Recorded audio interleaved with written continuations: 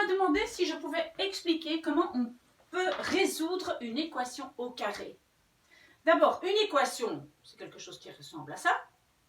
Et au carré, ça veut dire qu'elle est du deuxième degré. Donc, ça veut dire que l'inconnu a un exposant 2.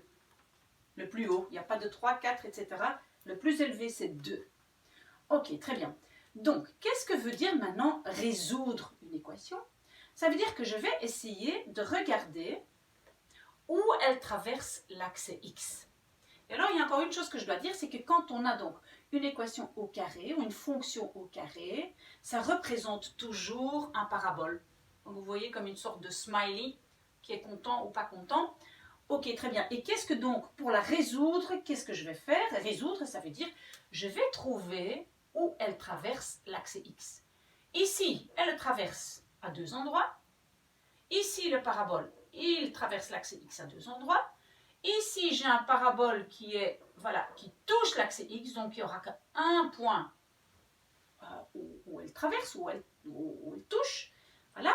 Et alors, il y a encore une autre possibilité, c'est que le parabole soit par exemple comme ça, là, ou ici, n'importe où, et ne touche pas du tout, ou même ici en dessous, et ne touche ou traverse pas du tout l'axe X. Et là, vous allez voir, mais je vais expliquer ça à la fin, on n'a pas de solution. Mais moi, j'ai commencé par un exercice, donc d'un parabole qui traverse bien à 2 endroits l'axe X. Et voilà ici notre équation. Et donc, pour savoir où elle va traverser, la fonction va traverser l'axe X, pour la résoudre, je mets Y égale à 0. Est-ce que vous voyez ce que je fais de là à là? J'ai réécrit la même chose et je dis égal à 0. Pourquoi? Parce que c'est là justement, si je veux savoir où elle traverse, mon Y est 0. Il n'est pas au-dessus, il n'est pas en dessous, il est 0.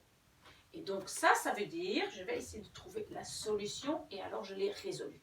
Ok, ça ici c'est une formule qu'il faut vraiment connaître par cœur.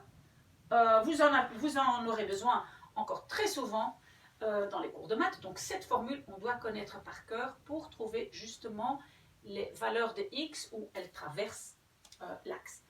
Ok, alors, on voit que cette formule, on voit des chiffres, ça c'est pas un problème, on voit des A, B, C. Et les A, B, C, ça correspond à quoi? La A, c'est justement la valeur qui va avec mon inconnu, donc le premier inconnu ici au carré, donc ça sera la A.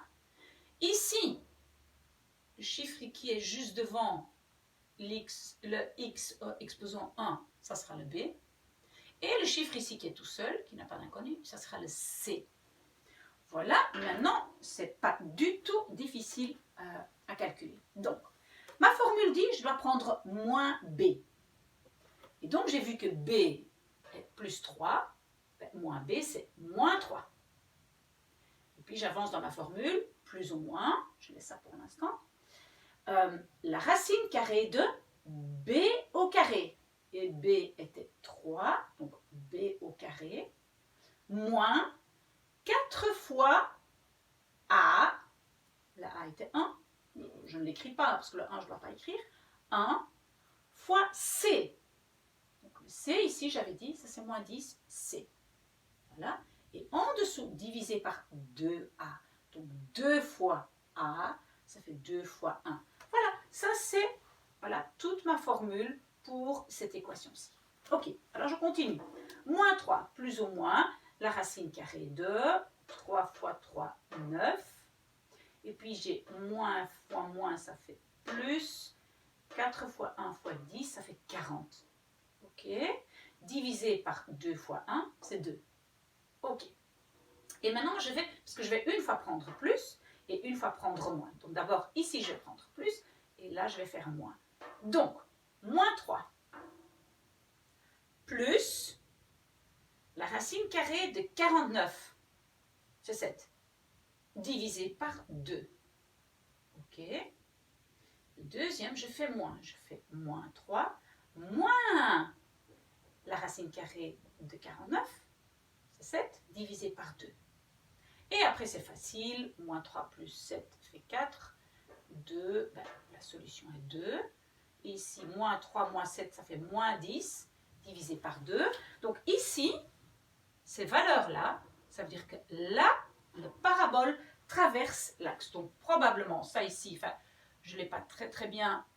non, attendez, je recommence. Donc, si par exemple, ça c'est 1, ça c'est 2, ici c'est 2, voilà, donc le parabole traverse là, et à moins 5, 1, 2, 3, 4, 5, et ici, voilà, donc mon parabole, il va, voilà, faire quelque chose, ben, j'ai pas beaucoup de place, comme ça, vous voyez?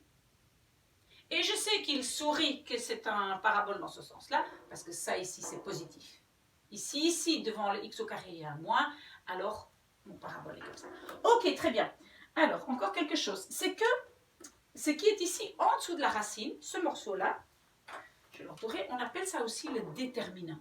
Voilà. Ça ici, on appelle ça aussi le déterminant, le D. En calculant le déterminant, le D, juste ça, je peux déjà savoir combien de solutions je vais avoir.